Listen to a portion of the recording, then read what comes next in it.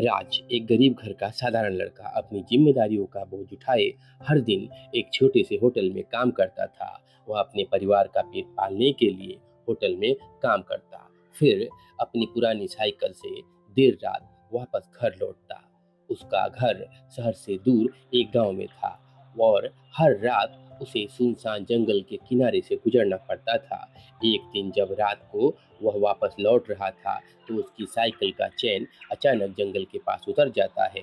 चारों ओर घना अंधेरा था और रास्ते में सिर्फ राज की साइकिल और मोबाइल की कमजोर रोशनी थी। वह पसीना पसीना हो रहा था, बार बार अपने माथे का पसीना पोंछ रहा था, लेकिन साइकिल ठीक होने का नाम नहीं ले रही थी। तभी एक मधुर आवाज सुनाई देती है। राज ने देखा, एक खूबसूरत लड़की पेड़ के पीछे से निकलकर उसकी ओर आ रही थी। उसका चेहरा सफेद चांदनी जैसा चमक रहा था और उसकी आंखें राज को जैसे जादू में बांध रही थी। लड़की ने कहा, आइए, मैं आपका साइकिल ठीक कर देती हूँ। राज डर गया। इतनी देर रात में जंगल में यह लड़की कहाँ से आ गई? वह कुछ कह नहीं सका। वह स्तब्ध होकर खड़ा रहा और उसे एक टक निहारता रहा। लड़की ने फिर कहा, आइए, मैं आपकी साइकिल ठीक कर देती हूँ। वह झुककर साइकिल की चेन ठीक करने लगी। राज उसकी खूबसूरती में खो गया था, जैसे उसने पहले कभी किसी को इतना आकर्षक देखा ही नहीं। और जब लड़की ने कहा कि साइकिल ठीक हो गई है, तब जैसे राज होश में आया। वह उससे कुछ पूछने ही वाला था कि अचानक उसकी मोबाइल की लाइट बंद हो गई और अंधेरे में वो लड़की कहीं गायब हो गई। उस रात राज के दिलो दिमाग पर वो लड़की छाई रही। वह पूरी रात उसी के बारे में सोचता रहा। अगले दिन वह रात की उसी जगह पे लौटकर उसे ढूंढने लगा, लेकिन वह कहीं नहीं मिली।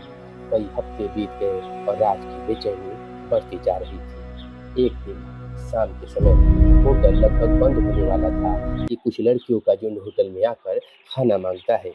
होटल का मालिक राज को बुलाता है ताकि वह उनका ऑर्डर ले सके।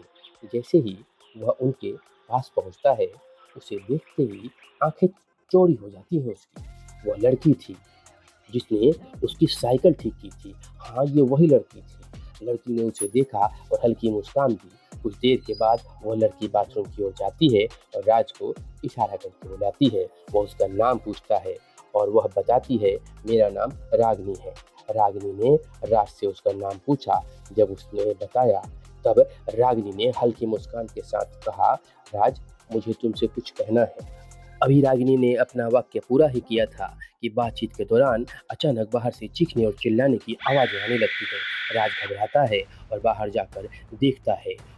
उसे अपनी आंखों के देखे पे विश्वास नहीं हो रहा था। अब वो क्या कहे? उसने देखा कि बाहर चारों तरफ खून ही खून बैठा बहा पड़ा है। होटल के सभी कर्मचारी मरे पड़े हैं और जो लड़कियां रागिनी के साथ आई थी वो उनके गले से खून पी रही थी। सब की सब खून पीने वाली वैम्पायर थी। राज ने अपनी आंखें लाल कर ली। उसे यकीन ही नहीं हो रहा था। उसके पैरों तले जैसी जमीन निकल गई।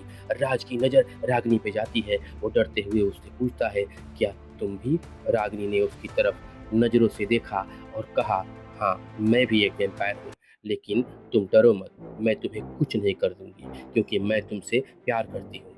राज को जैसे झटका लगता है। रागिनी उसे समझाते हुए, अभी तुम्हें यहाँ से भाग जाना चाहिए। मैं कल रात तुम्हें उसी पेड़ के नीचे मिलूंगी जहाँ हमारी पहली मुलाकात हुई थी। और यह सुन के राज अब आगे जा सकता था ना पीछे ना जा सकता था। अब वो करे तो करे क्या? राज अपनी जान बचाकर वहाँ से भाग निकलता है, लेकिन उसके दिल और दिमाग में रागिनी की बात घूम रही थी। वह इस रहस्य को समझ नहीं पा रहा था कि एक वैम्पायर उससे कैसे प्यार कर सकती है। अगली रात वह उसी जगह पे रागिनी से मिलने का फैसला करता है जहाँ उनकी पहली मुलाकात हुई थी। लेकिन क्या वह सचमुच जाएगा या रागिनी का कुछ और इरादा है?